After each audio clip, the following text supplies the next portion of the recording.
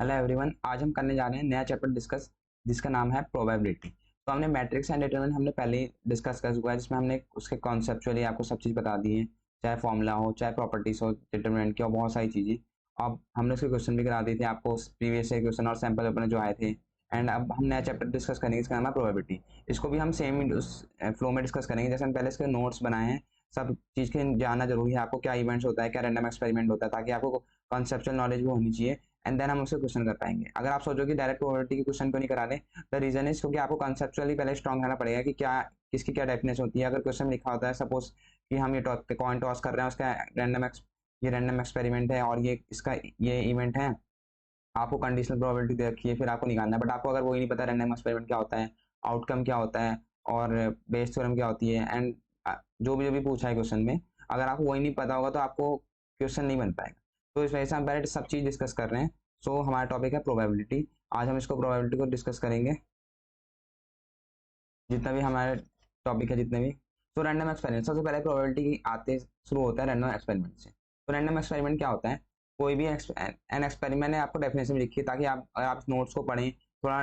या मैं नहीं कहूँगा आप याद करो, बट आप थोड़ा इसको मन में रखिए, याद करिए, थोड़ा सा हल्का सा रिवाइज करिए, ताकि आपके रहे माइंड में जब एग्जाम करें कि क्या होता है उसके। ये एग्जाम में पूछेंगे नहीं, बट आपको याद थोड़ा पता होना चाहिए कि क्या होता है, आउटकम क्या होता है, बिकॉज कभी कंफ्यूज जाता है आउटकम और इवेंट में और सैम्पल स्पेस और बाकी चीज़ों में। तो आपको पता होना चाहिए क्या क्या होता है। सो मैं आपको एक बार पढ़ के लिख के लाया हूँ, ताकि आपको पढ़ के बता भी सकूँ और थोड़ा एग्जाम्पल भी दे सकूँ।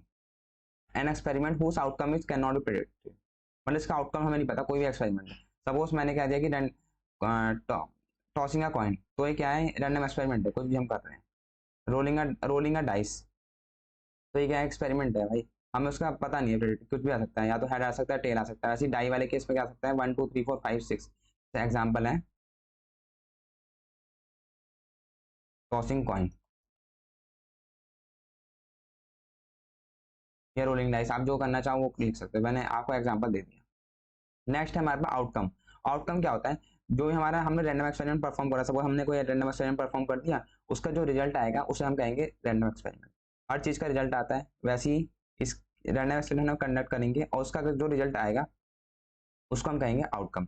सपोज हमने कॉइन टॉस करा और हमारे पास एग्जाम्पल करें और हमारे पास आउटकम आ गया, आउटकम आउटकम आ गया हमारे पास टेल। टेल आया हमारे पास, हेड भी आ सकता है, तो ये आउटकम है, रिजल्ट आ गया हमारे पास। तो ये इवेंट क्या होता है?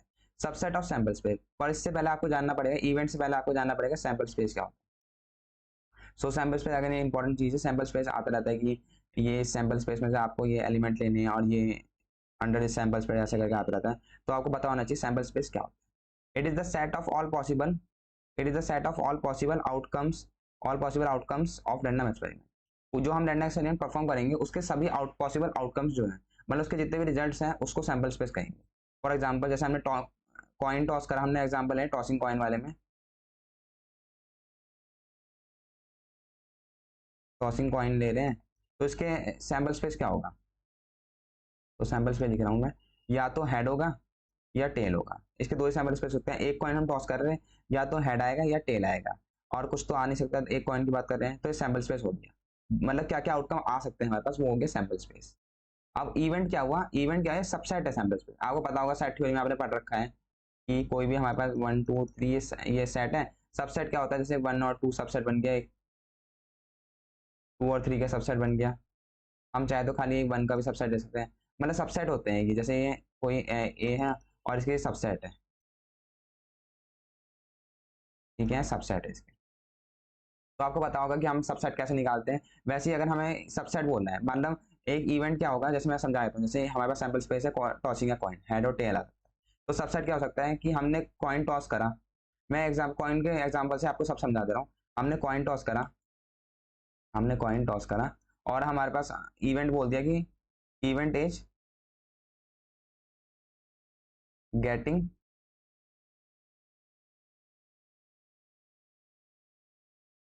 Getting a head. हमें हेड मिलने की क्या प्रोबेबिलिटी, उसे कहेंगे इवेंट, कहेंगे इवेंट। तो subset of sample space is called event. मैंने आपको समझा दिया है, कोई भी सबसेट है उसको कहेंगे, सबसेट ऑफ सैंपल स्पेस को हम कहेंगे इवेंट। कि हमने इवेंट दिया कि हम कॉइन टॉस कर रहे हैं और क्या प्रोबेबिलिटी है कि हेड आए, तो एक इवेंट हो गया कोई सिंपल सा। तो मैंने आपको सब समझा दिया कि प्रोबेबिलिटी हमने शुरू करा। प्रोबेबिलिटी का मतलब आपको बताया नहीं होगा, बट अगेन प्रोबेबिलिटी का मतलब वो होता है कि कोई भी हम एक्सपेरिमेंट परफॉर्म कर रहे हैं तो उसका चांस क्या है किसी चीज को आने का, तो उसे प्रोबेबिलिटी कहते हैं। तो रैंडम एक्सपेरिमेंट हमने डिस्कस करा कि कोई भी एक्सपेरिमेंट का प्रेडिक्टेड नहीं है आउटकम, और आउटकम क्या है, रिजल्ट। रैंडम एक्सपेरिमेंट के रिजल्ट को हम आउटकम कहते हैं। इवेंट कोई भी सबसेट सैंपल स्पेस के, सैंपल स्पेस क्या होता है, पॉसिबल आउटकम्स होते हैं रैंडम एक्सपेरिमेंट के। मैंने एग्जांपल आपको सब समझाई दिया टॉस कॉइन टॉसिंग से, कि कॉइन टॉस करेंगे तो ये रैंडम एक्सपेरिमेंट है और जो उसका रिजल्ट आएगा वो आउटकम है। सैंपल स्पेस क्या है, पॉसिबल आउटकम्स है, और इवेंट कोई भी सबसेट है उसका, इसका सैंपल स्पेस का। तो अब हम नेक्स्ट करते हैं श्योर इवेंट। तो श्योर इवेंट क्या होता है, ऐसा इवेंट जिसकी प्रोबेबिलिटी आने, chance of occurring, probability of occurrence of event, occurrence जिसका इवेंट का 1 है उसे कहेंगे प्रोबेबिलिटी। श्योर इवेंट है।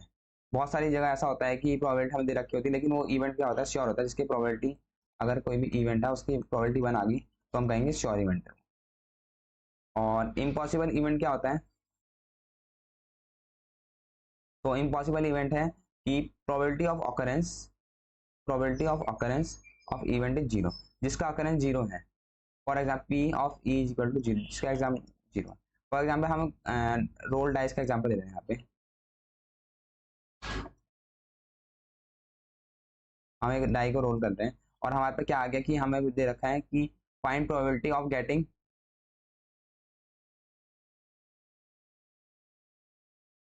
हमें बोल दिया कि गेटिंग हमें बोल दिया 13।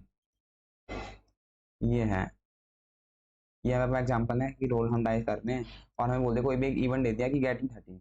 आपको पता है कि डाई में क्या होता है, 1 2 3 4 5 6 होते हैं, और प्रोबेबिलिटी ऑफ 13 कैसे हो जाएगा, हम 13 मिल ही नहीं पाएगा एक डाई में हम बात करें, तो प्रोबेबिलिटी इसकी आ जाएगी जीरो इस इवेंट की।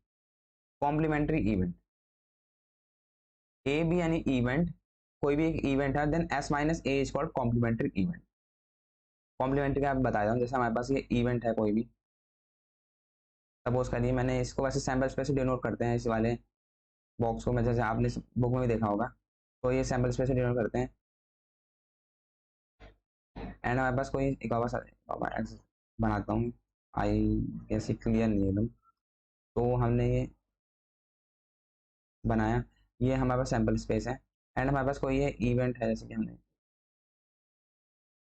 ये ए है हमारे पास। तो कॉम्प्ली जैसे ये हमारे पास इवेंट है ये, और इसका पूछ रहा है कि ए का कॉम्प्लीमेंट्री क्या है, ए का कॉम्प्लीमेंट्री क्या है। तो ए का कॉम्प्लीमेंट्री क्या है, जो ए के अलावा जितनी भी चीजें हैं वो कॉम्प्लीमेंट्री से, ए का ये मैं वेन डायग्राम समझा रहा हूँ, जैसे ये ए है हमारे पास, और जो बाकी जगह बची जो बाकी है ए को माइनस करके, तो एक कॉम्प्लीमेंट्री है ए का।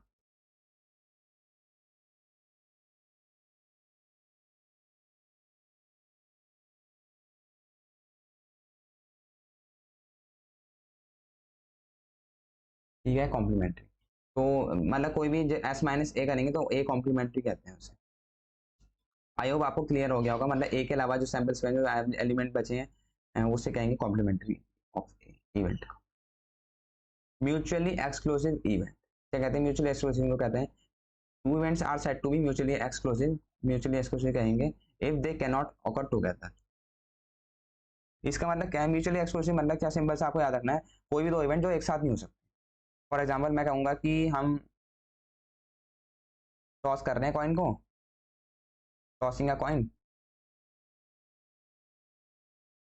टॉसिंग कॉइन कर रहे हैं, तो या तो हमें हेड मिलेगा और हमें मिलेगा टेल, मिल सकता है, या तो हेड मिलेगा टेल मिलेगा। तो दोनों एक साथ तो हो नहीं सकते हैं, एक डाई की हम एक कॉइन की बात कर रहे हैं, तो या तो हेड आएगा या टेल आएगा, दो में तो हम हेड और टेल आ सकते हैं, अलग अलग भी सेम सेम भी। तो हमें बस दे रखा है टॉसिंग का कॉइन, या तो हेड आएगा या टेल आएगा, ये आपको बात क्लियर है, बट दोनों एक साथ नहीं आ सकते, तो ये क्या है, म्यूचुअली एक्सक्लूसिव इवेंट, जिसमें दोनों एक साथ हो ही नहीं सकते। सो नेक्स्ट है हमारे पास एग्जॉस्टिव इवेंट। तो एग्जॉस्टिव इवेंट क्या होते हैं, two events are said to be exhaustive if their union is sample space, मतलब कोई भी इवेंट है और उसका यूनियन सैंपल स्पेस है तो एग्जॉस्टिव इवेंट भी है। तो यहाँ में कोई इवेंट ई ऑफ इवन है और उसका हमने टू है, प्रोबेबिलिटी नहीं, इसका जो यूनियन है, जो इवेंट का यूनियन है वो अगर सैंपल स्पेस के इक्वल आ गया तो वो क्या कहेंगे हम उसे, एग्जॉस्टिव इवेंट। बहुत सारे इवेंट होते हैं इसमें, अगर हम इवन और intersect E one complement E one union E two निकालेंगे, दोनों का इंटरसेक्ट, दोनों का यूनियन, तो अगर सैम्पल स्पेस के इक्वल आ जाएगा तो वो कहेंगे exhaustive event. Equally likely event क्या होते हैं? Two events of experiment occur with equal probability. अगर हम कोई भी एक्सपेरिमेंट आउटकम, कोई भी हम एक्सपेरिमेंट कंडक्ट कर रहे हैं और जो उसका आउटकम है वो इक्वल प्रोबेबिलिटी के साथ आ रहा है। फॉर एग्जांपल, जब हम पॉइंट को टॉस करेंगे तो प्रोबेबिलिटी ऑफ हेड क्या आएगी और प्रोबेबिलिटी ऑफ टेल क्या आती है? इक्वल आती है, और दोनों की प्रोबेबिलिटी होती है 1/2। तो ये क्या है? इक्वली लाइकली इवेंट है। कोई भी टॉसिंग में पॉइंट का क्या है? इक्वली लाइकली इवेंट, दोनों की प्रोबेबिलिटी सेम है, विच इज 1/2। तो मैंने यहाँ पे आपको डेफिनेशन सब समझा दी है। एक बार आप दोबारा इसको पढ़िएगा नोट्स से ही, वीडियो से, और आपको अगर समझ नहीं आया तो एक और वीडियो देखेंगे, कोई बात नहीं, होता है ऐसा बहुत बार कि हमें एक बार समझ नहीं आता, तो आप दोबारा वीडियो को रिवाइंड करके देखिएगा। और ये अगर आपको याली पार्ट्स में क्लियर और ज़्यादा करना है तो आप एक बार यहाँ से देखिए और उसके बाद बुक से रीडिंग भी करिए, ताकि आपको ये सब क्लियर हो। अगर आपको क्लियर है ये सब तो आप क्वेश्चन करिए डायरेक्ट, अगर क्लियर नहीं है तो आप ये सब चीज़ देखिए पहले, बिकॉज ये इंपॉर्टेंट है। आपको बहुत सारे क्वेश्चन में ये सब चीज़ों का देखने के क्वेश्चन में मिलेंगे। तो कुछ फॉर्मूले हैं वो हम डिस्कस करते हैं। तो पी ऑफ ई कॉम्प्लीमेंट क्या होता है? 1 minus probability of E. P of A union B क्या होता है? P of A plus P of B minus P of A intersection B. अब P of A union B union C क्या होता है? P of A plus P of B plus P of C minus P of A intersection B minus P of A intersection C minus P of B intersection. तो मैंने 3 फॉर्मूले आपको करा दिए हैं, आपको ये याद रखने हैं, बिकॉज ये भी कभी कभी एग्जाम में आ सकता है, सीयूटी में डायरेक्ट भी या कुछ और क्वेश्चन के फॉर्म में आ सकता है, तो आपको ये आना चाहिए। तो नेक्स्ट है कंडीशनल प्रोबेबिलिटी। तो बहुत बार हमें ऐसा दिया होता है कि हमारे पास कोई चीज़ है कि वो ऑकर हो चुकी है, लेकिन ऑकरेंस है, एंड उसके बाद ये रखा होता है कि सपोज करिए हमने डेक ऑफ कार्ड वाला एग्जांपल है, आपको बुक में बहुत अच्छे यार क्वेश्चन दे रखे हैं डेक ऑफ कार्ड वाला। तो उसमें क्या होता है कि कुछ भी पूछ लेता है कि इसकी प्रोबेबिलिटी बताओ इस कार्ड की ऑकरेंस की, सो डैट कि हमारे पास queen is already taken out, या क्वीन ऑलरेडी ऑकर हो चुकी है, या किंग ऑकर हो चुका है, किंग आ चुका है पहले। तो इसमें कंडीशन लगा दी कि आप इसकी प्रोबेबिलिटी निकालो, एक किसी ए इवेंट की प्रोबेबिलिटी निकालो जो बी हो चुका है, ए की प्रोबेबिलिटी निकालो। कंडीशन क्या है? ये कंडीशन का साइन है। कंडीशन क्या है? कि बी ऑलरेडी है अकाउंट। तो इसका मतलब यही है probability of E given that F is occur. तो इसका क्या होता है? P of E intersection F upon P of F. और यहाँ पे एक और चीज होती है कि P of F not equal to 0 होना चाहिए। तो आपको पता चल गया कंडीशनल प्रोबेबिलिटी का, आप जब क्वेश्चन करेंगे तो और ज्यादा अच्छे से याद क्लियर हो जाएगा आपको। सो अभी क्या है, कंडीशनल प्रोबेबिलिटी के ये फॉर्मूला याद कर लेना, ये इंपॉर्टेंट है। बट आपको ऐसे बहुत सारे क्वेश्चन मिल जाएंगे डेक ऑफ कार्ड वाले भी, जहाँ पे कुछ दे रखा है कि ये हो चुका है ऑलरेडी और ये निकालना है, कंडीशन दे रखी होती है बेसिकली। तो इस वाले में देखते हैं इसका क्या होगा। P of A union B given that F is occur. तो इसका क्या है? P of A given F plus P of B given F. ये बिल्कुल सेम है यूनियन बी की फॉर्म लग रहा है, बस इसमें गिवन और एफ लग जाए, कंडीशन लग जाएगी इसमें, minus P of A intersection be given F S already. तो आई होप ये आपको क्लियर हो गया होगा। अब नेक्स्ट इसी के साथ हम कर रहे हैं जल्दी वाला, P of E complement F. ये भी सिंपल उसी की तरह से जैसे हमने प्रीवियस पेज में ये पढ़े वाले इन्हीं की तरह सेम है, बस प्रोबेबिलिटी कंडीशन इसमें लग चुकी है, तो ये सेम है 1 minus P of A given F. So I hope clear.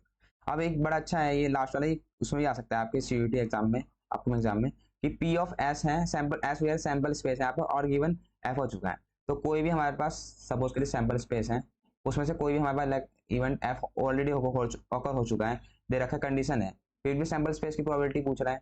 तो अब भाई अगर कोई भी इवेंट हो चुका है फिर भी अगर सैंपल स्पेस की प्रोबेबिलिटी पूछ रहा है तो वो तो 1 ही आएगी, चाहे सैंपल स्पेस में कोई छोटा इवेंट अगर हो भी जाए उससे फर्क नहीं पड़ेगा, लेकिन सैंपल स्पेस पूरे की अगर प्रोबेबिलिटी पूछ रहा है तो 1 ही आएगी। तो मैंने आपको ये भी चीज़ समझा दी है, ये चारों चीज़ भी समझा दी है, एंड ये इंपॉर्टेंट है, इंपॉर्टेंट टॉपिक है कंडीशन। ये आपको क्वेश्चन आप और प्रैक्टिस करेंगे तो आप क्लियर हो जाएगा, अगर आप ये क्लियर नहीं हुआ, बट अभी के लिए आपको आई गेस क्लियर हो गया होगा। तो नेक्स्ट है इंडिपेंडेंट इवेंट। तो इंडिपेंडेंट इवेंट क्या होता है? And events are said to be independent if occurrence of one does not affect the occurrence of other. मतलब दोनों अपने अपने इंडिविजुअल अकर हों लेकिन एक दूसरे को अफेक्ट ना करें। फॉर एग्जाम्पल जैसे कोई हमारे पास एक इवेंट हो रहा है, ये ए है, ये बी है, तो एक दूसरे को अफेक्ट ना करे, दोनों इंडिविजुअली अकर हो। पर जैसे ए इंटरसेक्शन बी करेंगे तो इसका आएगा P of A dot P of, because ये एक दूसरे को अफेक्ट नहीं कर रहे, तो सिम दोनों कॉमन, अगर हम इसको को करेंगे इंटरसेक्शन लेंगे तो दोनों P of A P of B में आपस में मल्टीप्लाई हो जाएंगे। तो ये रही हमारे पास इंडिपेंडेंट इवेंट की डेफिनेशन थी, और ये मैंने आपको फॉर्मूला वैसे फॉर्मूला इस मैंने इसको समझा दिया है कि P of A intersection B क्या होता है। तो मल्टीप्लिकेशन थ्योरम क्या होती है? सो मल्टीप्लिकेशन थ्योरम, आप ये सब चीज जो है मल्टीप्लिकेशन थ्योरम बेस थ्योरम आएगी, मैं इसके प्रूफ नहीं करा रहा बिकॉज सीयूटी एग्जाम में प्रूफ नहीं पूछेंगे आपको, जैसे बोर्ड एग्जाम में पूछते हैं। बट हाँ, अगर आपको प्रूफ पढ़ना है, जैसे आपका और कंसेप्चुअल और अंडरस्टैंडिंग, तो आप बुक से देख सकते हैं, फिर भी कोई डाउट आएगा तो आप कमेंट सेक्शन में लिख सकते हैं, मैं उसके लिए भी वीडियो बना दूंगा अगर ज्यादा बच्चों को उसमें प्रॉब्लम आएगी। पर अगर अभी मैं आपसे कहूंगा कि आप इसको कॉन्सेप्चुअली अच्छे से पढ़िए, क्या होता है मल्टीप्लिकेशन थ्योरम और बेस थ्योरम, आप यहाँ से समझिए, एक बार फिर से आप रीडिंग करिए बुक की, बिकॉज कंसेप्चुअल का स्ट्रॉन्ग होगा प्रोबेबिलिटी में, देन आप क्वेश्चन आप बहुत सारे प्रैक्टिस करिए, देन क्वेश्चन से भी आप स्ट्रॉन्ग हो जाएंगे एंड प्रोबेबिलिटी आपका हो जाएगा चैप्टर। तो मल्टीप्लिकेशन थ्योरम ऑफ प्रोबेबिलिटी कहता है, जैसे probability of A intersection B है, तो ये this is nothing but probability of A into product of probability of B given that A has occurred. जैसा आपने मैंने पहले उसमें कंडीशनल प्रोबेबिलिटी में बताया था, सिंपल मल्टीप्लिकेशन थ्योरम भी यही कहता है कि ए इंटरसेक्शन बी क्या होगा, कि प्रोबेबिलिटी ऑफ ए तो होगी हमारे पास, मल्टीप्लाई में प्रोबेबिलिटी ऑफ बी होगी, विच उसके साथ एक कंडीशन होगी कि प्रोबेबिलिटी ऑफ बी तो निकाल मल्टीप्लाई में होगी, लेकिन उसके साथ होगी कि ए ऑलरेडी हो चुका है, बिकॉज हम प्रोबेबिलिटी ऑफ ए निकाल दिए, एंड देन अगर प्रोबेबिलिटी ऑफ बी निकालेंगे और उसमें हमें कंडीशन लगानी पड़ेगी probability of B given that probability A has awkward.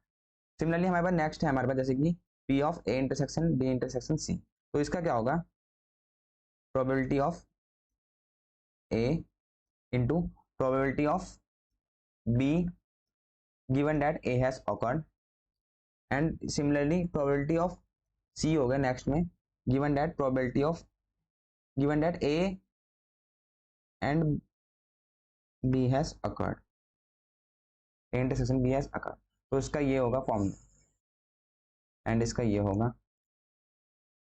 तो ये भी इंपॉर्टेंट है, तो आपको ये भी आना चाहिए कि probability of A intersection B is equal to probability of A multiply में probability of B condition A has occurred. तो मल्टीप्लिकेशन थ्योरम भी क्लियर है। लॉ ऑफ टोटल प्रोबेबिलिटी क्या होता है, सपोज करिए हमारे पास लेट इवन बी इवेंट्स, ये हमारे पास बहुत सारे इवेंट्स है, सपोज करिए मैं वेन डायग्राम समझाता हूँ, E1 E2 E1 E2 E3 dash EN event है हमारे पास, बहुत सारे जो हमारे पास सैम्पल स्पेस के हमारे पास पार्टीशन है, हमारे पास ये क्या है, ये सब क्या है, पार्टीशन है सैम्पल स्पेस के, मतलब बहुत सारे इवेंट है, पार्टीशन है, और इसी में कोई एक इवेंट है जो ए है, वो सैम्पल स्पेस से, इन सब इवेंट्स और सैम्पल स्पेस से एसोसिएटेड है। प्रोबेबिलिटी ऑफ ए क्या आएगा, जो इससे एसोसिएटेड है सैम्पल स्पेस से, जैसे इन सब इवेंट को पार्टीशन से एसोसिएटेड है, तो प्रोबेबिलिटी ऑफ ए आएगा probability of E1 into probability of A given E1 has occurred, जैसे मैंने आपको पिछले स्लाइड में बताया था, plus probability of E2 into probability of A given E2 has occurred, plus dash dash dash probability of En into probability of A given En has occurred.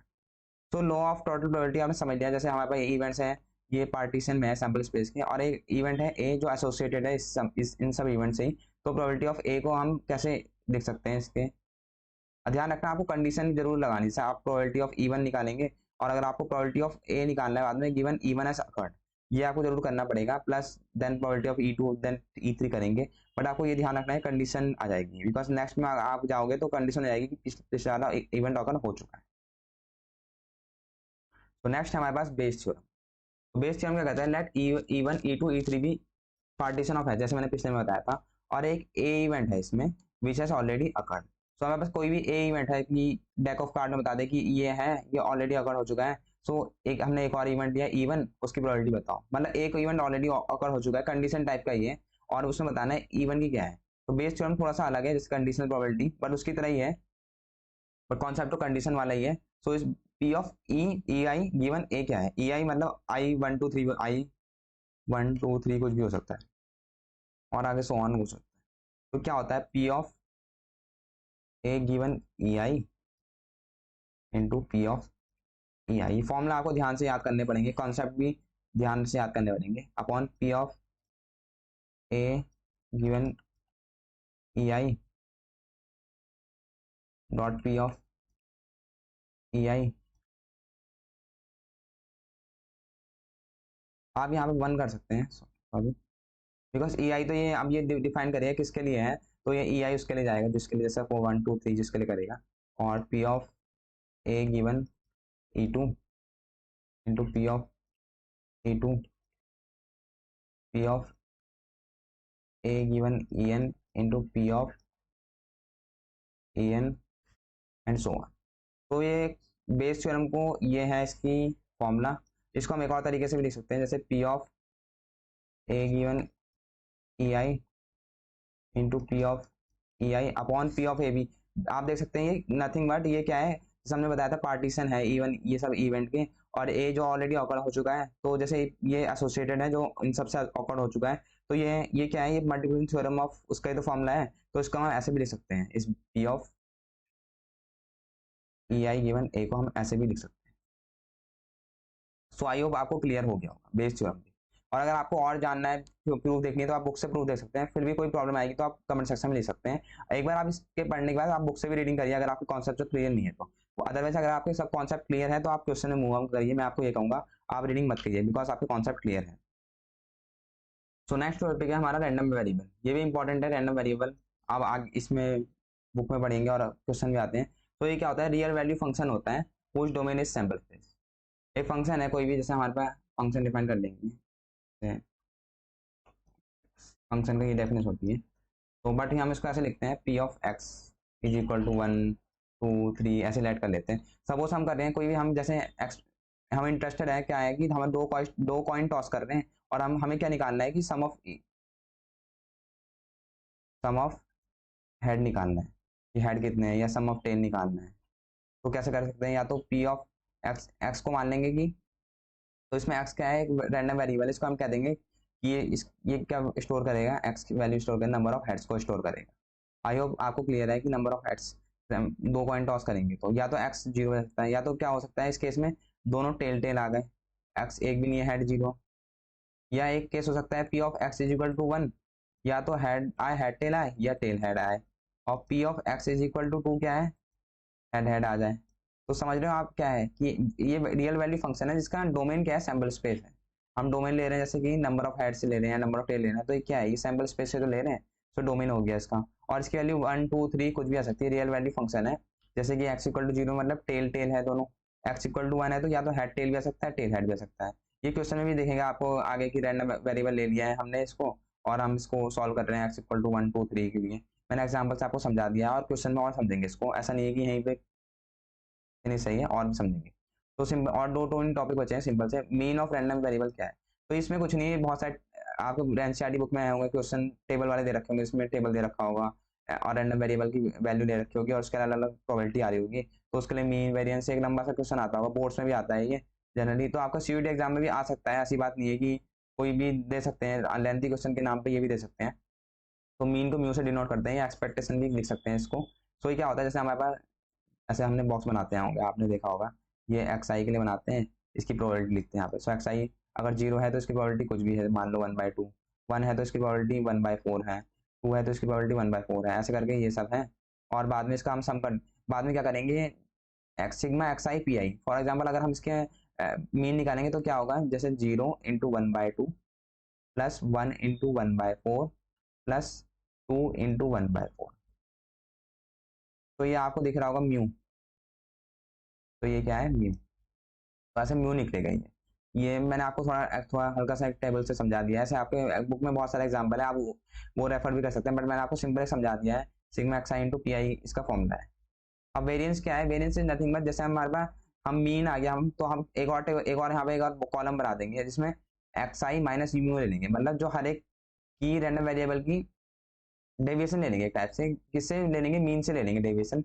Mean से mean आएगा, उसको एक्स आई से minus करेंगे तो value आएगी जो भी हमारे पास, सपोज करिए ये आ गया 1/2 आ गया, तो 0 - 1/2 -1/2 आ जाएगा, 1/4 - 1/2 -1/4 आ जाएगा। ऐसे करके ये एक्स माइनस म्यू आ जाएगा, और फिर इसका स्क्वायर का एक और कॉलम लेंगे। मतलब आप समझ सकते हो कि ये वही वाला क्वेश्चन बन जाएगा, एक पूरा लंबा सा टेबल जिसमें एक्स आई लेंगे, पी आई लेंगे, फिर x I into P I का एक कॉलम लेंगे, फिर एक्स आई माइनस म्यू का कॉलम लेंगे, फिर एक्स आई माइनस म्यू का स्क्वायर का कॉलम लेंगे, और फिर ऐसे करके मल्टीप्लाई करके वेरिएंस निकलते हैं। ये टेबल वाले क्वेश्चन आते हैं जनरली बोर्ड्स में, बट कह नहीं सकते, सीयूटी में भी आ सकते हैं केस स्टडी बन के या कुछ और फॉर्म में, बट आपको फॉर्मूले सबके याद होने चाहिए। और वेरिएंस को ऐसे भी लिख सकते हैं, expectation square minus expectation of whole square.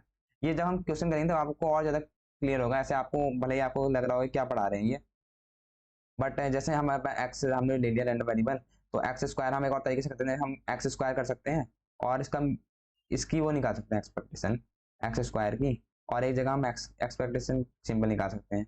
फिर ऐसे करके हम इस फॉर्मूले पुट कर देंगे तो वेरिएंस तब भी आ जाएगा, या तो इस फॉर्मूले से कर लेंगे या इस फॉर्मूले से कर लेंगे, दोनों आंसर सेम मिलेगा। अगर आपको फॉर्मूला ये सब चीज क्लियर नहीं है तो बट कोई बात नहीं, क्योंकि ये क्वेश्चन जनरली टेबल में आते हैं, तो अगर आप वैसा एक पूरा टेबल वाला क्वेश्चन एक करेंगे तो आपको सब क्लियर हो जाएगा। बट अभी के लिए आपको ये सब फॉर्मूले याद करने हैं, इंपॉर्टेंट है, ये आ सकता है क्वेश्चन। स्टैंडर्ड डेविएशन क्या होता है? कुछ नहीं, जैसे हमारे पास वेरिएंस आएगा उसका हम अंडर रूट कर देंगे तो स्टैंडर्ड डेविएशन हो जाएगा उसका। स्टैंडर्ड डेविएशन का ये है फॉर्मूला। तो हमने लगभग सभी टॉपिक कर दिए, जैसे कि हमने थोड़ा रैंडम वेरिएबल देखा, बेस थ्योरम देखी, बट मैंने इसको बेस थ्योरम को आप कहेंगे आपने पूरा नहीं समझाया, बट मैंने इसको आप थोड़ा बहुत हल्का कॉन्सेप्चुअली समझा दिया एंड इसका फॉर्मूला बताया। बट अगेन ये बहुत बड़ा टॉपिक है बेस थ्योरम। अगेन आपका सीयूटी का एग्जाम बहुत पास है, तो आपको हल्का टॉपिक की आइडिया होना जरूरी है, बिकॉज अगर आपको पढ़ना था तो बहुत पहले आप पढ़ चुके होते। बट ये कि रिवीजन टाइप का सेशन है, तो इसको शॉर्टली हम एक ओवर ओवर हम देखेंगे सब टॉपिक के ऊपर से। तो उस वजह से हमने सबको थोड़ा थोड़ा देखा, law of total probability, independent event, conditional probability, ऐसे करके हमने सब चीज थोड़ा सा समझा। हमने एकदम डीप में नहीं समझा, मैं अगेन बोल रहा हूँ डीप में नहीं समझा, बिकॉज हमारा टाइम कम है। तो एक शॉर्ट टाइप का क्रिस्प टाइप का रीजन है, जिससे कि आपको जो आपको कॉन्सेप्ट नहीं आते तो आप थोड़ा रिवाइज कर सकते हैं इससे। और इससे कहीं ना कहीं मैं नहीं चाहता कि आप एक प्रोबेबिलिटी क्वेश्चन आए और आप सब छोड़ कर जाए। अगर आपको इससे पढ़ते हैं और कुछ भी क्वेश्चन आपके बन जाएंगे तो बहुत अच्छी बात है। मान लो आपको 200 नंबर का सीयूटी का एग्जाम है, एंड अगर आप उसमें से बहुत से बहुत अगर सब टॉप सारे चैप्टर अच्छे से तो नहीं मैं कहूँगा, अगर आपने हमारी वीडियो से या और भी वीडियोस हैं हमारे ऐप में या जो भी हम यूट्यूब चैनल में हम बनाते हैं वीडियो, अगर आप उसको करेंगे, क्वेश्चन करेंगे, और अगर आप मान लो अगर आप लास्ट टाइम प्रिपरेशन कर रहे हो और आप मानो कि 100-120 नंबर तक ला रहे हो, तो ये बहुत अच्छी परसेंटाइल बन जाएगी। बिकॉज मैथ्स का पेपर पिछली बार भी टफ आया था, तो उस वजह से परसेंटाइल थोड़ी सी कम नंबर भी हाई चली गई थी। बट आपका ये एम नहीं होना चाहिए कम नंबर भी अटक जाए। अगर आपकी प्रिपरेशन अच्छी है तो आप अच्छे नंबर आ जाए, मगर मान लो आपकी प्रिपरेशन 80 या 60 नंबर आ रही है तो आप कोशिश करिए कि 100 नंबर तक पहुंचे। अगर आपके 120-130 नंबर है तो और आप उससे और हाई अपना पोटेंशियल लगाइए, और ताकि आपके अच्छे नंबर और आए, मैं तो ये कह रहा हूँ। तो आज के लिए इतना ही था। तो नेक्स्ट वीडियो में मिलेंगे, तब तक के लिए ओके बाय, थैंक यू।